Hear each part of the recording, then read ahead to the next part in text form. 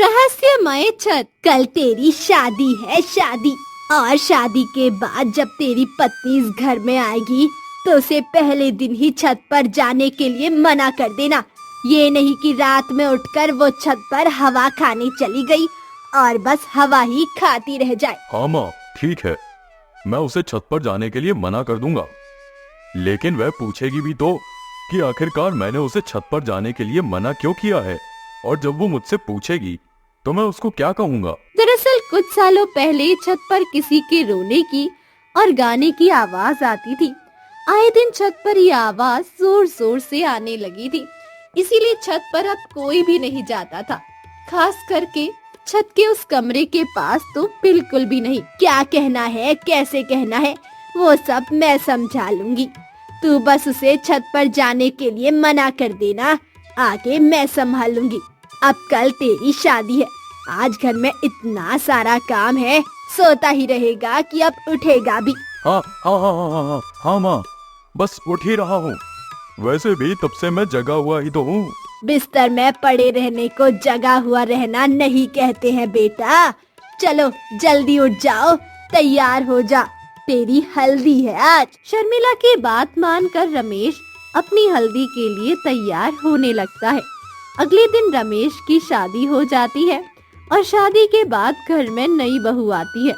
शादी के अगले दिन, माँ मैं छत पर कपड़े सुखाने जा रही हूँ। अरे बहू, तुझे एक बार समझ नहीं आता कि छत पर नहीं जाना है? माँ मुझे कब और किसने कहा कि मुझे छत पर नहीं जाना है?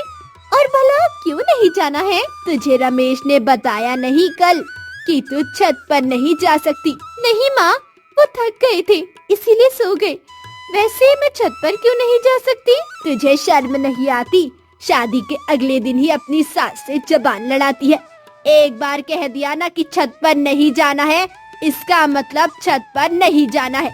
जा, अब किचन में बहुत सारा काम है, चल उसमें मेरी थोड़ी मदद कर दे। संध्या शर्मिला की बात मान जाती है और किचन में जाकर शर्मिला का हाथ बटाने लगती है। इसी तरह कुछ दिन बीतते हैं। एक दिन रात में संध्या पानी पीने के लिए उठती है। किचन में संध्या पानी पी रही थी कि तभी छत पर से रोने की आवाज आती है। अरे भला ये छत पर कौन रो रहा है?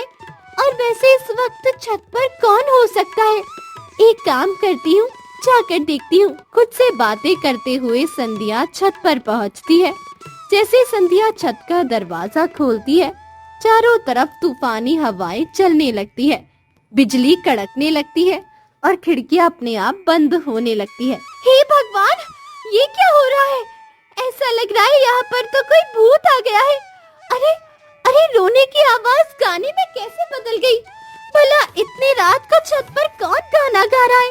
मुझे तो कोई दिखाई भी नहीं दे रहा। मुझे बहुत डर लग रहा है।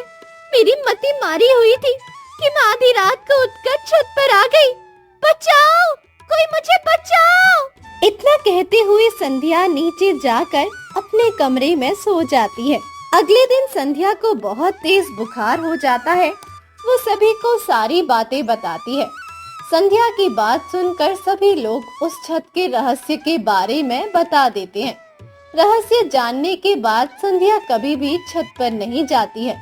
कुछ दिनों बाद रमेश के छोटे भाई सुमित की शादी का फैसला लिया जाता है। कुछ ही दिनों में सुमित की भी शादी हो जाती है। शादी के एक हफ्ते बाद, ओह कितनी गर्मी लग रही है मुझे तो रहा ही नहीं जा रहा। चलिए ना, चलते हैं छत पर बैठकर ठंडी ठंडी हवा खाएंगे। क्या छत पर? नहीं नहीं, बिल्कुल नहीं, छत पर रात को बिल्कुल नहीं सोना चाहिए। अरे भाभी, मैं कहाँ छत पर सोने की बात कह रही हूँ, मैं तो बस छत पर थोड़ी देर ठंडी हवा खाने की बात कर रही हूँ। चलो ना, चलते हैं, बहुत मजा आएगा। अरे नहीं नहीं, देवर जी को तो हवा खाना ही नहीं पसंद है।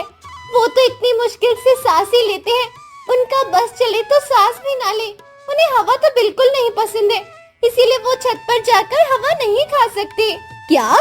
हाँ भाभी, बिल्कुल सही कह रही हैं, मुझे हवा बिल्कुल नहीं पसंद। चलो हम पंखे की हवा खाते हैं। लेकिन आपको तो हवा नहीं पसंद ना? हे भगवान, कितने सवाल पूछती हो तुम। मुझे पंखे की हवा पसंद है, छत की हवा नहीं पसंद। अब चलो शांति से। और हाँ बहू, आइंदा से छत पर जाने की बात तो बिल्कुल भी मना। जी माँ जी, मैं आइंदा से कभी छत पर नहीं जाऊंगी। इतना कहकर संजना कमरे में चली जाती है। संजना ने छत पर जाने से इनकार तो कर दिया था। संजना का स्वभाव काफी मजाकिया और जासूस किस्म का था, जिसकी वजह से अभी भी उसके मन में एक ही ख्याल चल रहा था कि आखिरकार छत पर क्यों नहीं जाना है। इस बात का पता लगाने के लिए सबके सो जाने के बाद संजना आधी रात को चुपके से उठती है। वो छत पर दबे पैर सबसे छुपते छुपाते जा ही रही थी कि तभी उसे शर्मिला देख लेती है। अरे कहाँ जा रही है? मैं तो कहीं नहीं जा रही हूँ। हाँ तो जाकर अपने कमरे में सो जा। शर्मिला की बात मानकर संजना सो जाती है। कुछ दिन इसी तरह बीतते हैं। एक दिन संजना शर्मिला को छत पर जाते हुए देख लेती है। अरे माँ जी, छत पर क्यों जा रही है? एक काम करती हूँ, कल सुबह माँ जी से पूछूंगी। ये सोचकर अगले दिन संध्या सबके सामने शर्मिला से इस बारे में बात करती है। शर्मिला साफ साफ मना कर देती है। इसके बाद संध्या को शर्मिला पर शक होने लगता है और एक दिन सबके साथ मिलकर शर्मिला को रंगे हाथों पकड़ने का फैसला लेती है। आधी रात के 2 बजे।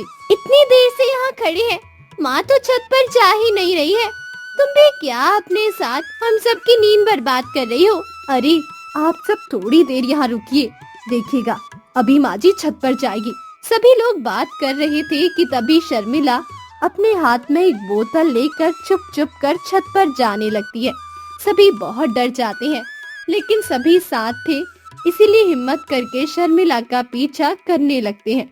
शर्मिला छत पर पहुंचने के बाद छत पर रखी एक शीशी को हटाकर उसके पीछे एक दरवाजे से होकर कमरे में जाती है। किसी को भी उस दरवाजे के बारे में नहीं पता था, इसीलिए ये सब देखकर सभी लोग आश्चर्यचकित हो जाते हैं। अरे ये दरवाजा हमारे घर में है, हमें तो पता ही नहीं था। मुझे भी आज तक पता नहीं था कि छत के ऊपर भी कोई कमरा है। खैर जल्दी चलिए, माँ का पीछा करते हैं। सभी लोग आगे बढ़ने ही वाले थे कि तभी अचानक गाना गाने की आवाज आने लगती है। सभी लोग बहुत ज्यादा डर जाते हैं, लेकिन फिर भी डरते डरते उस कमरे के अंदर पहुंचते हैं तो देखते हैं कि सोफे पर शर्मिला ने दारू की बोतल खोलकर पी रही थी और साथ ही गाना भी गा रही थी। ला ला ला ला ला हो आमी जे तुम्हार। अरे माँ, आप ये सब क्या कर रही हैं? अरे तुम लोगों ने मुझे कैसे देखा? छत पर भूतनी का बहाना देकर खुद दारू पीती है। माँ, हमें आपसे ये उम्मीद नहीं थी। बेटा मुझे माफ कर दे, मैं आइंदा से कभी ऐसा नहीं करूंगी। तेरे पिताजी के साथ मुझे भी आदत लग गई थी और मैं तेरे सामने ये सब नहीं कर सकती थी, इसीलिए मुझे यही तरीका अपनाना पड़ा। शर्मिला के माफी मांगने के बाद सभी लोग उसे माफ कर देते हैं। इसके बाद शर्मिला कभी भी दारू नहीं पीती और खुशी खुशी अपने पूरे परिवार के साथ रहने लगती है। इस कहानी से हमें ये शिक्षा मिलती है कि हमें कभी भी ऐसा काम नहीं करना चाहिए जिससे हमें शर्मिंदगी महसूस हो। तो दोस्तों, कैसी लगी आपको ये कहानी? हमें कमेंट बॉक्स में जरूर बताएं और ऐसे तमाम मजेदार कहानियाँ देखने के लिए हमारे चैनल को सब्सक्राइब करें।